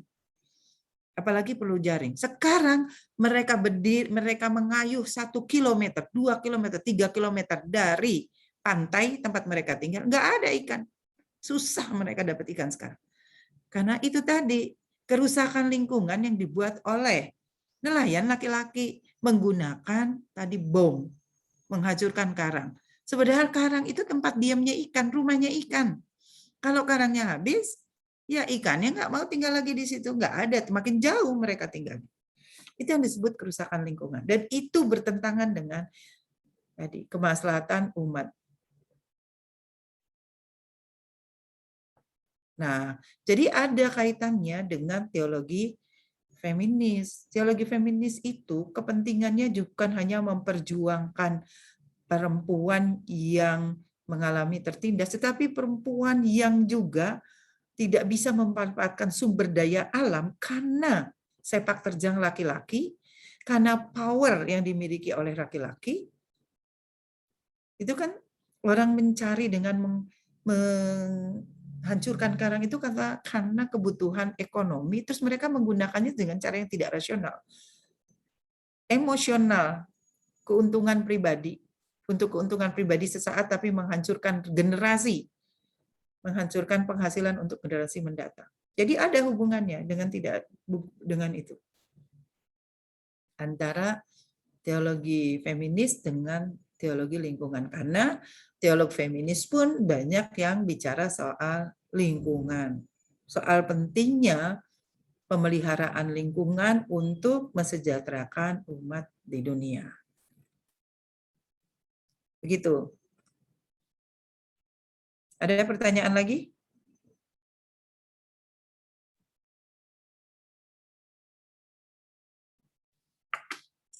Oke. Tadi dalam Islam saya tidak mendengar semua semua kesenjangan gender yang berbasis pada doktrin agama. Coba bisa disebutkan menurut Anda apa saja doktrin agama, doktrin Islam. Kita bisa melihat Kristen, Hindu, Buddha, ada beberapa poin yang sama dan berbenturan. Tapi yang di Islam, isu-isu gender apa aja yang muncul dalam Islam? Coba bisa disebutkan isu-isu apa saja. Tadi sebagian udah disebutkan ya, tapi belum semuanya. Isu apa saja yang muncul dalam Islam? Ini Bu, surga di bawah telapak kaki Ibu. Surga di bawah telapak kaki Ibu. Terus apa lagi? Itu bias ya. Terus apa lagi? Itu Bu, isu kepemimpinan Bu. Isu kepemimpinan perempuan. Oke, isu kepemimpinan perempuan. Terus kalau tadi isunya terhadap perilaku sosial ya. Tapi isu itu meskipun itu bias nampaknya, tapi itu harus dikontekstualisasi mengapa isu itu muncul. Terus yang kedua, kepemimpinan perempuan. Terus apa lagi? Masa nggak tahu sih isunya? Isu apa? Istri harus nurut kepada suaminya, Bu. Iya, istri harus taat suami. Terus apa lagi? Ketaatan istri terhadap suami. Oh, ya, perempuan nggak bisa jadi imam, Bu. Iya, itu tadi kepemimpinan perempuan. Termasuk menjadi imam. Terus mengimam di rumah tangga ya. Isu poligami mungkin, Bu. Betul, isu poligami, betul itu. Terus tadi saya nggak dengar ya ada isu poligami diangkat. Terus isu apa lagi? Isu waris. Betul, isu warisan. Terus apa lagi? Banyak loh dalam Islam itu isu kepemilikan, Bu, mungkin. Iya, itu waris. Warisan kan kepemilikan. Bisa bagian dari kepemilikan ya warisan, tapi juga bisa kepemilikan harta istri ya. Harta istri boleh. Terus isu apa lagi?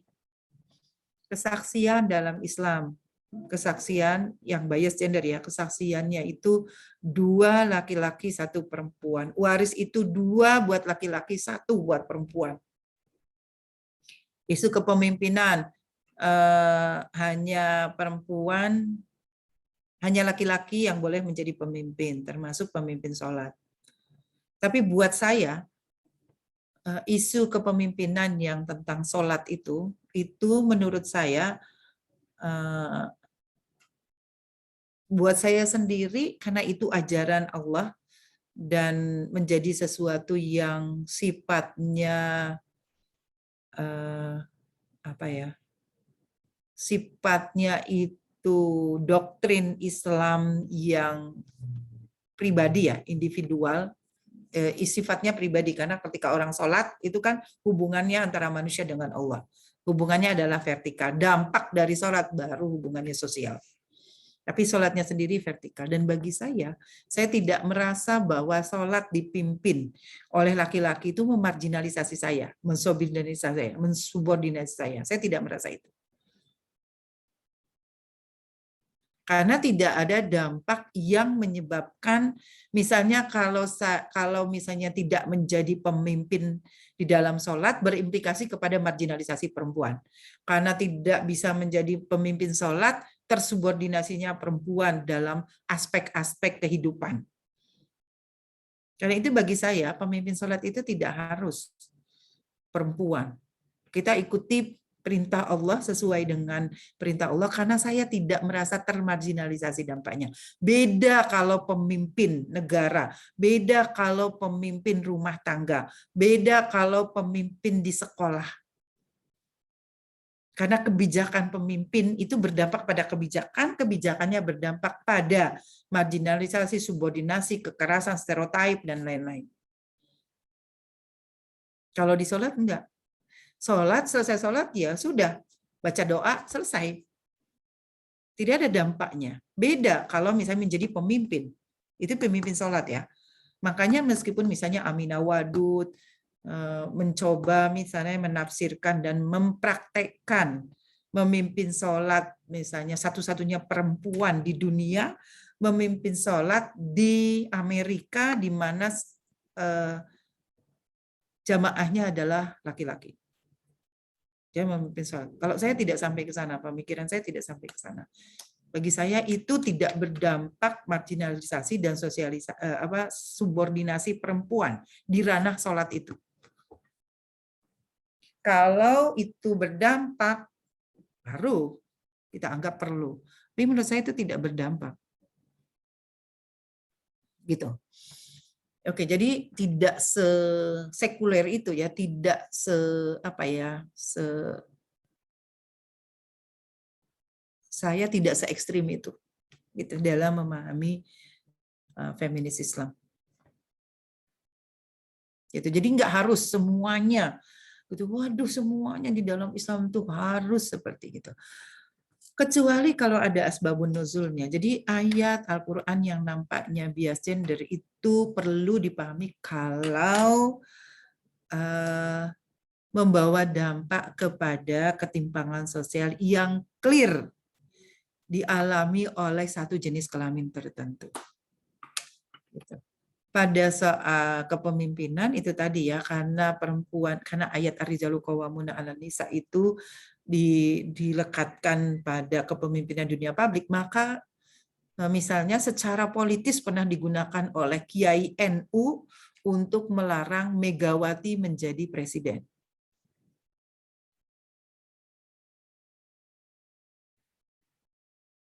Gitu. Nah, kalau melarang alasannya seperti itu, misalnya melarang perempuan jadi presiden menggunakan ayat. Nah, tadi ayatnya harus diterjemahkan dalam konteks benar nggak ayat itu bisa diartikan melarang perempuan untuk menjadi pemimpin di dunia publik.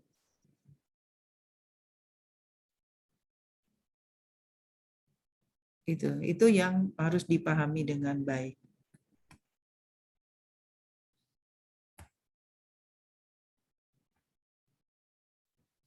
Kayaknya saya pernah menjelaskan tentang ayat Ar-Rijalu Qawwamuna, atau hadisnya yang digunakan adalah hadis yang bila engkau memberikan kepemimpinan, bila engkau menyerahkan kepemimpinan kepada perempuan, maka tunggulah kehancurannya. Nah, itulah hadis yang biasa digunakan oleh ulama di Indonesia, ulama laki-laki untuk melarang perempuan menjadi pemimpin di dunia publik, gitu. Tapi hadisnya itu yang kalangan feminis Islam, seperti misalnya yang diungkapkan oleh Kiai Husain Muhammad, bahwa ayat itu harus hadis itu harus dipahami dalam konteks asbabun nuzulnya. Jadi turunnya ayat itu karena apa sih gitu. Nah, turunnya ayat itu adalah ketika Kisra Persia mengangkat ketika di kerajaan Persia itu rajanya meninggal, terus punya anak perempuan, usianya baru 14 tahun. Belum ada anak laki-laki yang lebih besar gitu. Jadi kemudian Kisra ini menyerahkan kekuasaannya kepada anak yang usia 14 tahun. Lalu ada sahabat yang menyampaikan kepada Rasulullah, maka kemudian Rasulullah bilang, tapi itu lihat konteksnya. Konteksnya adalah ketika kerajaan Persia mengangkat anak perempuan usia 14 tahun. Ya iyalah, usia 14 tahun masih main karet kalau di Indonesia. Masih lompat-lompat. Terus mau memimpin kerajaan yang sangat besar dengan bala tentara ribuan jumlahnya. Jadi konteksnya di situ. Lalu kita lihat, loh, kok perempuan seperti Aisyah yang dijanjikan oleh Rasulullah masuk surga, dijanjikan Allah masuk surga, istri-istri Rasulullah. Nah, Aisyah sendiri memimpin perang Jamal. Tidak mungkin orang yang dijanjikan masuk surga melakukan kekeliruan fatal menjadi pemimpin. Nah, itulah kemudian yang kemudian dirujuk oleh banyak masyarakat Muslim termasuk kalangan feminis. Kalau Aisyah aja bisa memimpin perang Jamal, dia menjadi pemimpin gitu. Pemimpin di wilayahnya laki-laki. Memimpin perang itu kan wilayahnya laki-laki.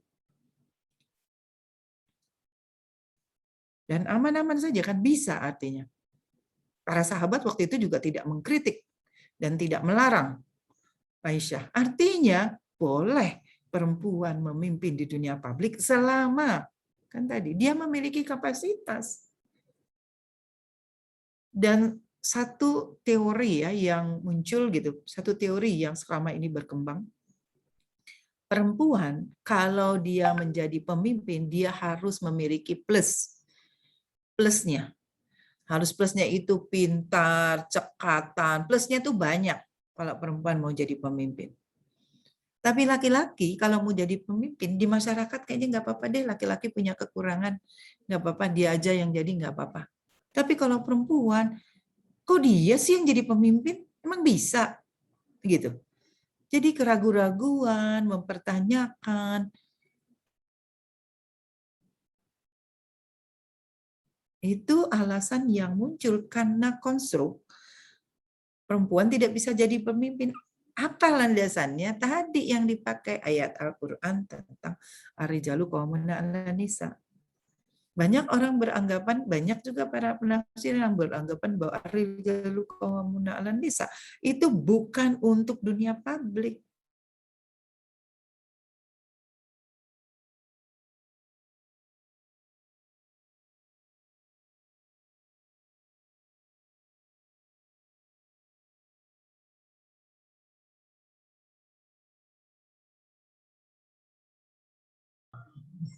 Lo nge-lag ya?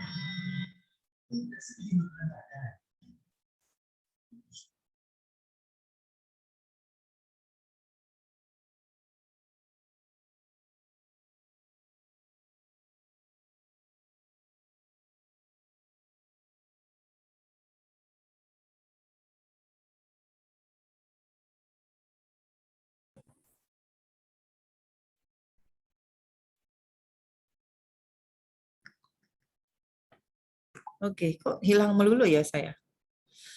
Gitu. Ada pertanyaan nggak sebelum saya lanjutkan? Tidak, Bu. Oke, ini jadi kalau bilang teolog feminis beda sama teologi feminis.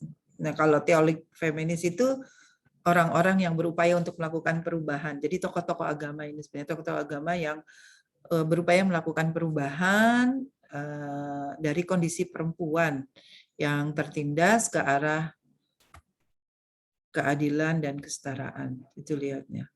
Teolog feminis. Nah, teolog feminis itu banyak orang menyatakan bahwa Rasulullah, terus di Kristen Nabi Isa atau Yesus, di agama Buddha itu Buddha adalah teolog-teolog feminis gitu. Kenapa? Karena mereka lah yang sebenarnya membawa perubahan kepada posisi perempuan dari posisi perempuan yang bukan siapa-siapa menjadi perempuan yang dianggap memiliki kelebihan tertentu. Di Buddha ada perempuan yang kemudian menjadi pemimpin agama. Padahal dulu misalnya di Buddha itu tidak, sebelumnya agama-agama lain sebelumnya itu tidak membolehkan perempuan menjadi pemimpin agama. Tapi di masa Buddha ada pemimpin agama perempuan. Terus kemudian di Rasulullah misalnya mengapa disebut teolog feminis awal? Karena Rasulullah lah yang sebenarnya membebaskan perempuan dari perempuan yang selama ini dianggap sebagai barang yang bisa dijual belikan, barang yang bisa dipertukarkan menjadi manusia, dari setengah manusia menjadi manusia seutuhnya sama dengan laki-laki melalui beberapa ajaran-ajaran yang dibawa Rasulullah. Misalnya mahar. Mahar itu salah satu bentuk yang dilekatkan sebagai kepemilikan ekonomi perempuan. Kalau dulu perempuan dimiliki, sekarang perempuan memiliki ekonomi gitu. Oke. Bentar. Bentar, Pak. Sebentar ya, ada. Baik, Gitu. Bu. Boleh kalau ada yang mau bertanya juga boleh. Bu, saya mau bertanya, Bu. Ya, silakan. Kan kalau di Islam kan, kalau tokoh perempuan kan ustazah, Bu, ya. Kalau di agama Buddha dan Hindu, apa, Bu, ya? Saya belum pernah dengar, Bu. Apanya? Tokoh agamanya? Iya, tokoh agamanya disebutnya kayak gimana dan perpakaiannya seperti apa, Bu? Biasanya disebut biksu atau biksuni. Ini buat lebihnya, Pak. Satunya ada nggak? Oh iya. Terima kasih.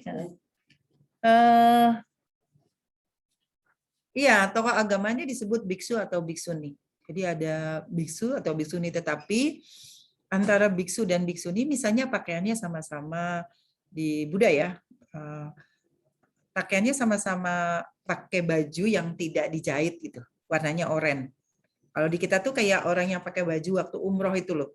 Nah, seperti itu, dia orange. Laki-lakinya kalau biksu atau biksuni itu sama-sama botak. Jadi kita sulit membedakan mana biksu atau biksuni ketika tampilannya saja yang kita lihat. Karena mereka ada persamaan dalam penampilan. Ya, wajib botak kepalanya. Nah, tapi dalam aturan-aturan mainnya tetap aja masih didominasi oleh laki-laki. Dalam tahapan-tahapan menjadi pendeta tertinggi dan lain-lain gitu, tetap masih ada diskriminasi terhadap perempuan. Gitu ya. Nah, di Buddha saya nggak tahu apa sama ya sebutannya biksu-biksuni ya. Kalau nggak salah sih sama ya, tapi nanti kita cari deh. Cuma di Buddha Hindu di Indonesia beda dengan Hindu di Buddha. Hindu di Indonesia sudah terpengaruh cara pandang masyarakat Indonesia yang terutama mengarah kepada egalitarian. Jadi istrinya pandita kalau nggak salah ya. Oh iya, kalau biksu biksuni, kalau ini pandita kalau nggak salah di Buddha itu, di Hindu itu.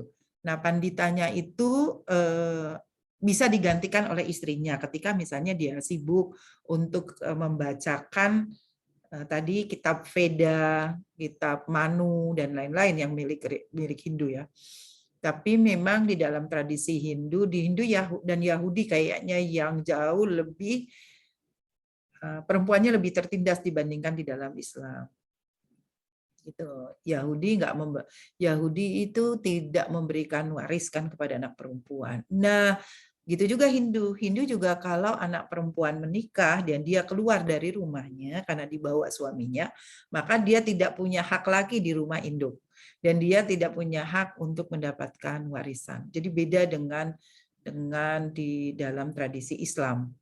Nah, makanya di dalam Islam kita menganggap bahwa ya Rasulullah ketika sebelum Rasulullah hadir, kita tahu bahwa perempuan itu dianggap tidak ada artinya, bahkan orang malu kalau punya anak perempuan. Nah, Umar bin Khattab saja gitu kan ingin membunuh anak perempuannya karena ngerasa bahwa memalukan punya anak perempuan itu dibandingkan punya anak laki-laki. Tapi Rasulullah sebaliknya, budak perempuan yang diperjualbelikan di masa jahiliyah, anak perempuan yang bisa anak laki-laki yang bisa memiliki istri dari ayahnya ketika ayahnya meninggal gitu, dia bisa pilih istrinya ada 10, dia pilih mau berapa itu enggak masalah misalnya di dalam masyarakat jahiliyah. Nah, Rasulullah justru memutarbalikan itu gitu.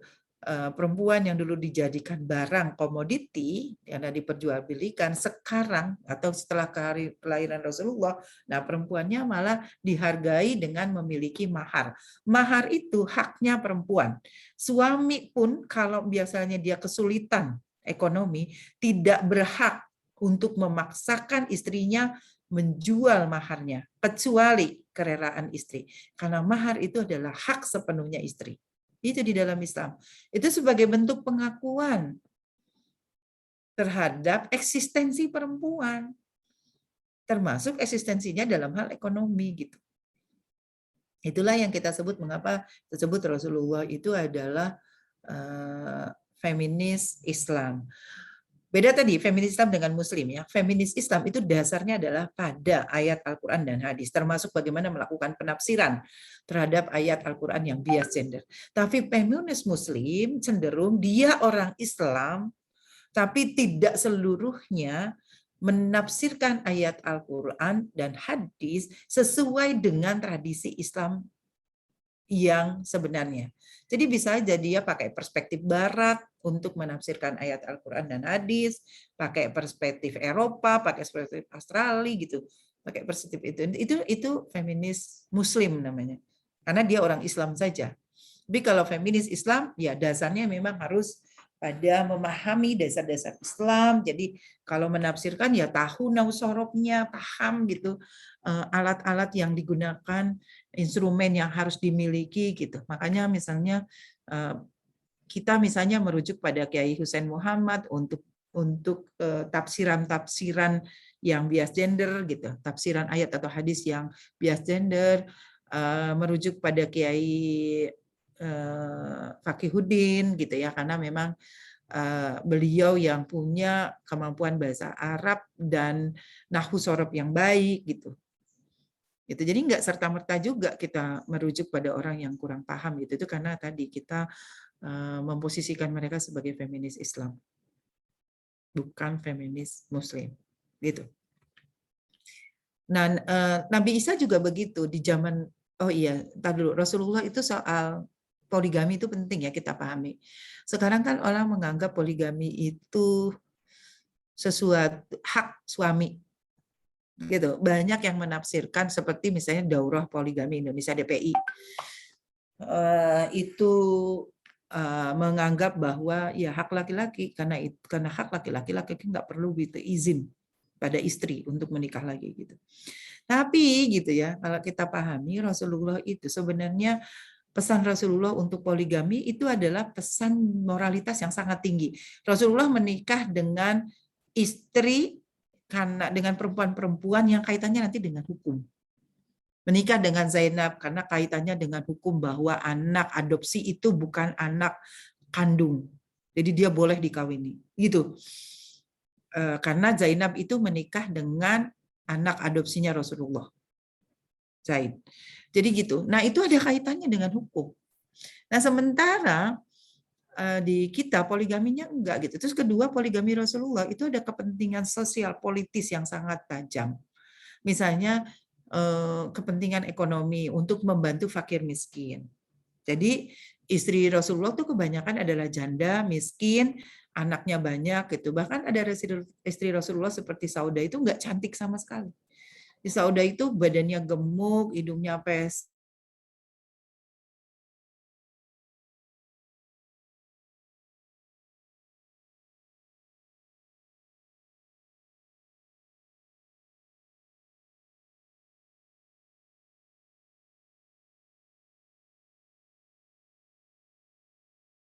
Halo Bu. Ini gue yang nge-like apa siapa sih yang nge-like? Ibunya. Bu Ida yang nge-like. Ibunya ada.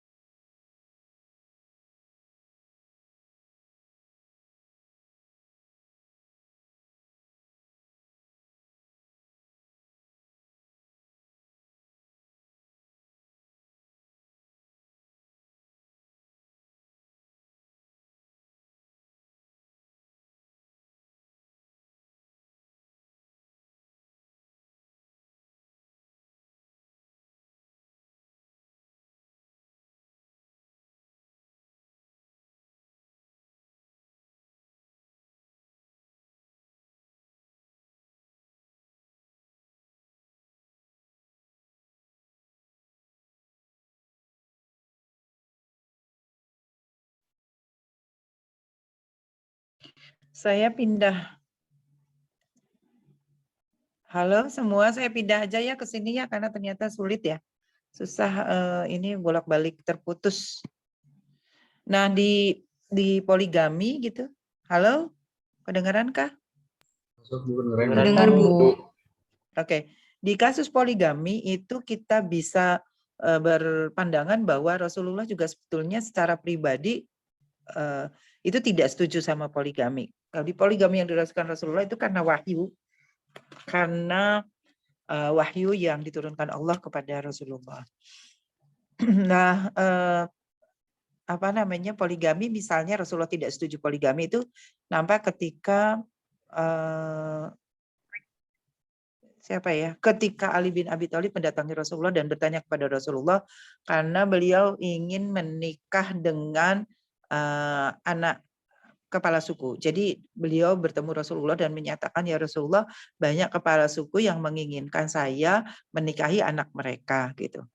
Terus kata Rasulullah, jangan engkau selama saya hidup jangan pernah engkau menyakiti Fatimah. Karena bila engkau menyakiti Fatimah berarti engkau menyakiti aku. Nah, itu menunjukkan bahwa Rasulullah secara pribadi sebenarnya tidak setuju pada poligami. Terus poligami Rasulullah itu masa poligaminya lebih pendek dibandingkan masa monogaminya. Untuk menunjukkan bahwa pesan moral poligami itu sebenarnya pesan perkawinan itu adalah pada monogami bukan poligami gitu. Terus ayat yang tentang Al-Qur'an fankihu ma qabalakum minan nisa masna wa thulatsa wa ruba itu terkait asbabun nuzulnya adalah pada bagaimana pentingnya seseorang itu memelihara anak yatim. Karena kalau kita baca misalnya pandangan Asgar Ali Engineer, pandangan dari Kiai Hussein Muhammad gitu. Kalau dilihat asbabun nuzulnya kan itu terkait dengan pemeliharaan harta anak yatim. Jadi saat itu ada bapak asuh yang memiliki anak yatim, terus dia ingin menikahi anak yatim, tetapi karena anak yatimnya kaya, dia ingin menguasai kekayaannya dan juga ingin ingin menikah dengan mahar yang sekecil-kecilnya, gitu. Nah, kemudian ayat itu turun bahwa menikahlah kamu 1, 2, 3 gitu, tapi kemudian harus berbuat adil dan tidak ada manusia yang bisa berlaku adil. Nah, Allah sendiri sudah menetapkan tidak ada manusia, artinya tidak ada laki-laki yang bisa berlaku adil. Nah, itu sebenarnya pesannya adalah monogami, bukan pesan poligami. Gitu. Terus karena itu maka penting kemudian bagaimana melakukan reinterpretasi, rekonstruksi, dan reaktualisasi teks-teks Al-Quran dan hadis yang tentu merujuk kepada kalau Al-Quran asbabun nuzulnya, kalau hadis merujuk kepada asbabul wurudnya. Gitu. Dan tentu kaidah-kaidah penafsiran juga misalnya harus dipahami dengan baik. Misalnya makna lafadznya seperti apa, terus wilayahnya apakah masuk ta'abudi atau ta'ajuli, apakah ayatnya termasuk ayat yang jelas, qot'i, atau dhonni yang masih samar-samar informasinya, dan lain-lain. Itu penting. Nah, cara yang sama tentang bagaimana melakukan penafsiran terhadap ayat Al-Quran dan hadis juga ada di agama yang lain. Gitu. Misalnya di agama Buddha, Rita M. Gross pernah menyebutkan beberapa langkah yang harus dilakukan dalam melakukan reinterpretasi terhadap ayat-ayat Buddha atau terhadap ayat-ayat yang ada di dalam buku, dalam kitab Buddha gitu. Jadi misalnya di kita tuh ada nasih mansuh, mereka juga ada seperti itu. Dilihat ayat-ayatnya itu benar atau pernyataannya itu pernyataan Buddha yang memang mengarah kepada kesetaraan gender, bukan yang sebaliknya. Misalnya kayak begitu.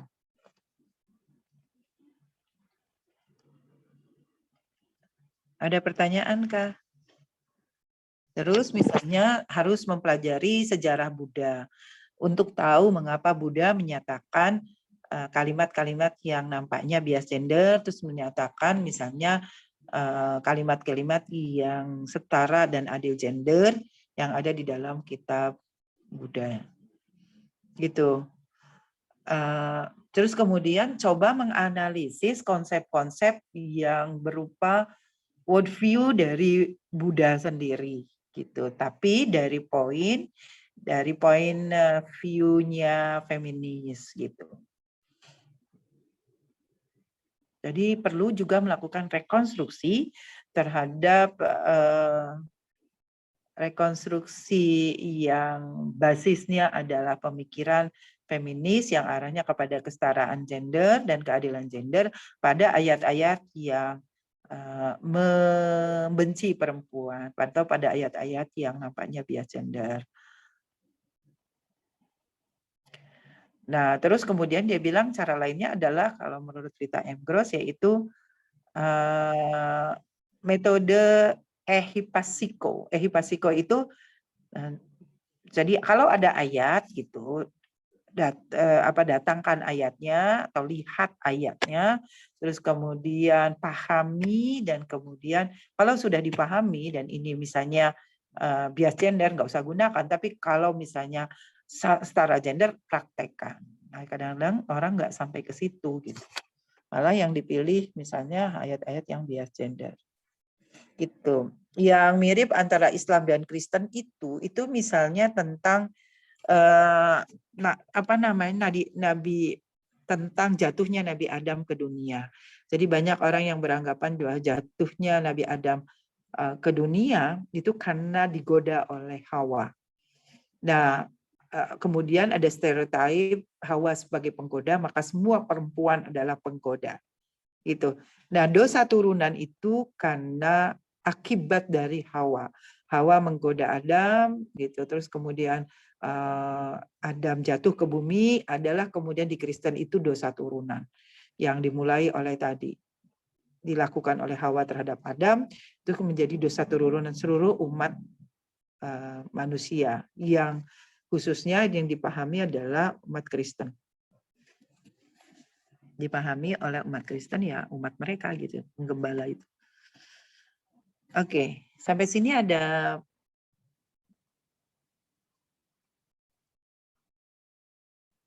Nah, di kita juga kan pandangan tentang Hawa sebagai penggoda Adam itu ada di dalam tafsir-tafsir yang menjadi pandangan para sebagian ulama kita. Nah, tafsirnya itu yang dipakai adalah tafsir Israiliyat. Jadi pandangan kelompok Israel yang kemudian mempengaruhi termasuk misalnya perempuan adalah tulang rusuknya laki-laki. Jadi perempuan itu diciptakan dari laki-laki karena dia diambil dari tulang rusuknya laki-laki. Padahal banyak ayat yang menyatakan bahwa kami menciptakan laki dan perempuan itu, menciptakan manusia. Manusia itu kan berarti laki dan perempuan dari segumpal darah. Itu ayatnya. Tapi mengapa kemudian muncul di dalam tafsir-tafsir perempuan itu diambil dari tulang rusuk, maka jangan dipaksa. Kalau dipaksa bakal patah. Misalnya gitu. Itu karena pengaruh Israiliyat. Oke, sampai sini ada pertanyaan? Nah, minggu depan kita akan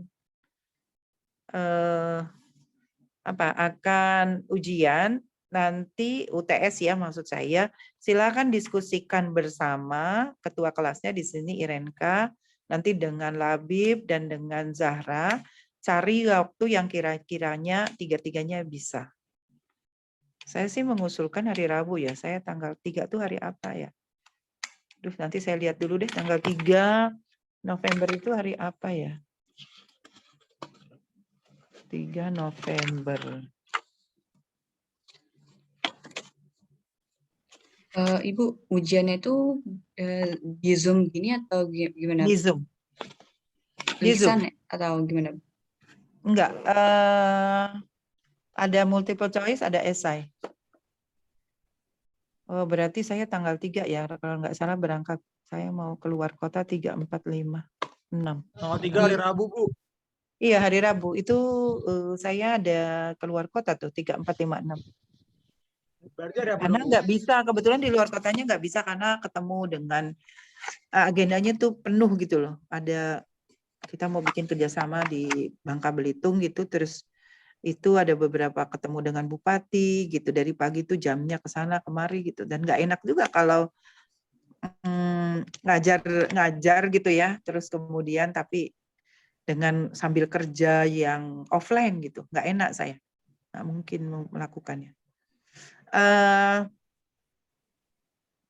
Dan nanti deh kita pikirkan ya, tapi kalaupun nggak apa-apa kita lanjutkan dulu kuliah gitu, kalau misalnya nggak bisa Senin atau Selasa. Di Senin atau Selasa juga, Selasa sih sebetulnya kalau bisa Selasa sore atau Selasa malam nggak masalah juga sih. Rabunya nanti saya cek dulu, Rabunya ini berangkat jam berapa ya, saya tanya dulu.